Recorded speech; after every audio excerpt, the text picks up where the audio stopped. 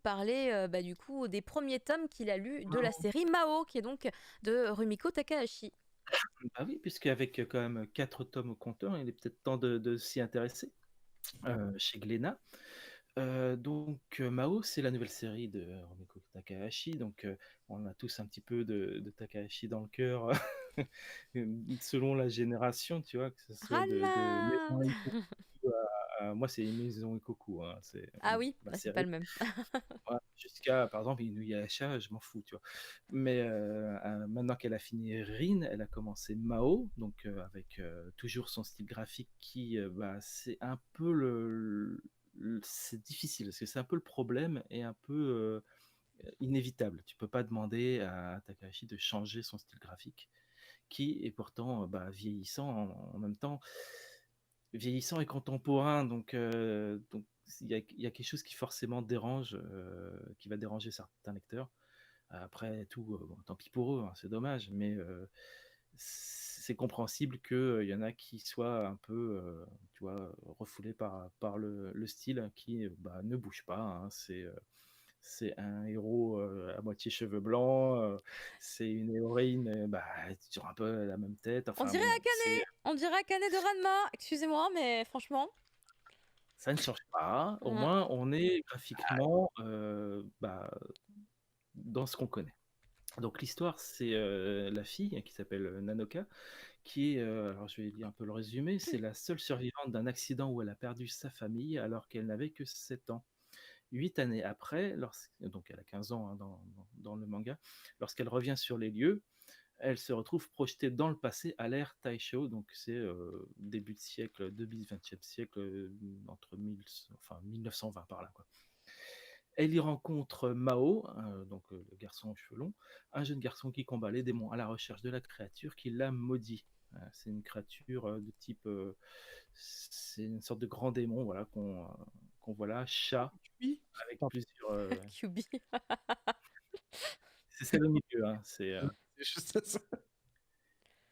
la créature qui a pris son corps, en fait, ou qui a échangé son corps. Et un destin hors du commun semble commander ces rencontres à la croisée des 2 mondes. Voilà, donc la croisée des 2 mondes, c'est en fait une galerie marchande où il y a eu l'accident et quand elle rentre dans cette galerie marchande, elle va, Nanoko non, c'est Nanoka va passer dans ce passé et vivre des aventures avec Mao, pour essayer de comprendre, qui elle est, elle, parce qu'elle a aussi des liens avec ce démon et qui est Mao, parce que lui vit depuis 900 ans environ, hein, quand même.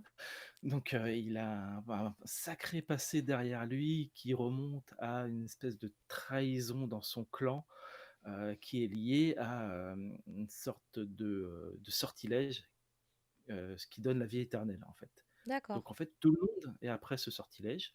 Donc beaucoup de gens sont après Mao, qui est censé le savoir, puisqu'il est lié à ce démon qui s'appelle Byoki, qui lui, normalement, a dévoré le sortilège. Et Mao, elle, va faire office un peu de lien avec le présent, parce qu'elle peut revenir à son époque, où elle va en apprendre plus sur sa famille à elle, parce qu'elle normalement vit avec son grand-père, elle vit avec une servante un peu bizarre, tu vois, hein, qui ressemble un peu à un yokai, quelque part, une version humaine, qui lui fait boire un jus bizarre tous les matins. Ah ah. Et on apprend que finalement, il y a des liens.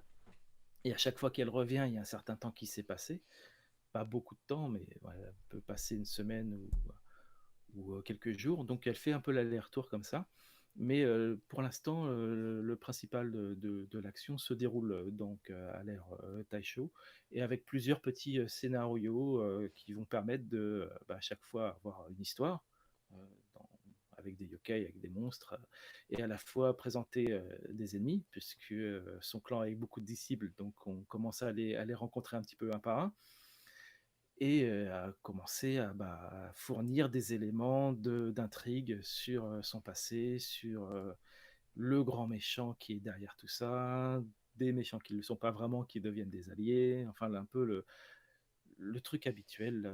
On voit vraiment au niveau de la ration que que Takahashi est une experte totale, hein. Il y a aucun creux de scénario, aucun problème de cohérence, tout se suit avec une fluidité sans problème. Il y a plein de choses sur lesquelles il faut, tu vois, se démarquer un petit peu en attendant d'en savoir plus tard. Et puis les histoires séparées sont plutôt intéressantes, un peu sanglantes, assez sordides des fois, c'est assez violent, hein. Et, euh, et voilà, quoi, faut aimer les yokai, il faut aimer cette ambiance de cette ère. Et puis, bon, bah, Mao, c'est Mao, hein, c'est pas Inuyasha, il a son propre style, il a ses propres problèmes, mais le duo Mao-Nanokai, c'est sympa, assez intéressant. C'est une histoire qui met quand même du coup du temps à se mettre en place là en 3 Oui, tomes. c'est assez lent. Mais c'est le C'est style lent. de Rumiko Takahashi, hein. De toute façon, pour que ça prenne forme, il faut plusieurs C'est pour ça volumes.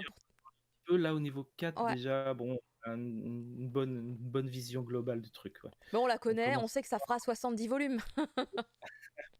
Non, attends, t'exagères. Elle a fait de moins en moins de volume sur ses séries. Rin, c'est pas si long que ça, hein. 42? Rin, c'est 42? Ah, il me semble, attends, non, je suis teubée. Attendez, alors c'est vraiment. Hmm. Alors c'est 24.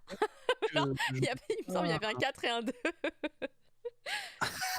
Non mais vraiment, je pensais vraiment que c'était 42 ou un truc. Caro a mais raison. non, c'est 40. 40, autant pour moi. Moi j'étais là, attends. J'ai dû confondre avec un autre truc alors qui baissait ses niveaux. Oui, c'est possible que ça fasse long. En tout cas, c'est parti pour vraiment être fleuve, hein, ça se sent, hein. C'est une longue saga. Il faut dire qu'il a 900 ans d'histoire derrière lui. Il y a Donc, des trucs à raconter. et sûrement des trucs qui s'est passé. Bon, après, là, sur cette ère-là, avec cette rencontre, c'est là où les choses se déclenchent. Donc, les 900 ans derrière lui, c'est pas forcément, c'est pas vraiment ce qui est important. C'est de revenir au truc initial il y a 900 ans, en fait. Vraiment, tout s'est déclenché.